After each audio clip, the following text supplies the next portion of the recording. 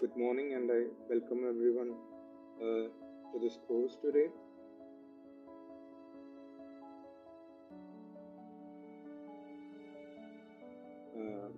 So my name is Rahul, and I'm going to be a training for the course today. And everybody speaks Malayalam, so I think it's better if we switch to Malayalam. It's okay. Greenhouse Solution is both a consultancy and they also offer training on greenhouse gas accounting and other sustainability initiatives. I'm in the field of consultancy for the last 25 years. ഞാൻ basically ഒരു civil engineer ആണ്.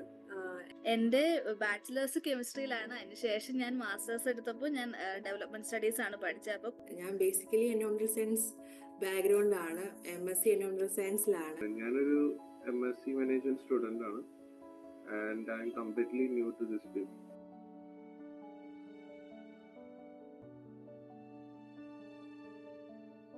Using LPG during rainy days for heating milk gas, അതും source ആണ്. Electricity purchased from KSFB for additional yes, അതും source തന്നെയാണ്.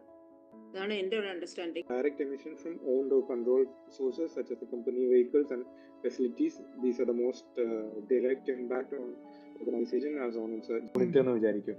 ആ യൂണിറ്റിൽ എന്താണ് റെഫ്രിജറന്റ് നമ്മൾ അതിൽ കൃത്യമായിട്ട് എഴുതിയിട്ടുണ്ട്. R13A എന്ന് പറയുന്നതാണ് റെഫ്രിജറന്റ് എന്നുള്ളത്.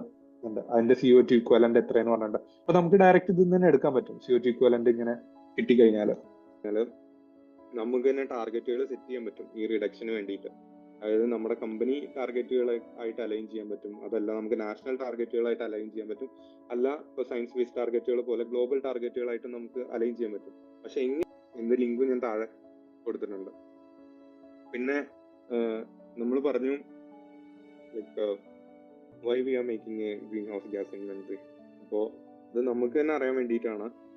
ഒരു കാര്യം എന്താണ്, എത്രത്തോളമാണ് നമ്മുടെ ഗ്രീൻ ഹൗസ് ഗ്യാസ് എമിഷൻസ് എന്നുള്ളത്, നമ്മുടെ ഓർഗനൈസേഷന്റെ എമിഷൻസ്, ക്ലൈമറ്റ് ചേഞ്ചിനുള്ള ഇമ്പാക്ട് എന്താണെന്ന് അറിയാൻ വേണ്ടിയിട്ട്. അതിന്റെ കൂടെ തന്നെ നമ്മളത് പബ്ലിക്കിന് റിപ്പോർട്ട് ചെയ്യുന്നു. പിന്നെ നമ്മൾ കംപ്ലയൻസ് റെഗുലേഷൻസിന് ബാധകം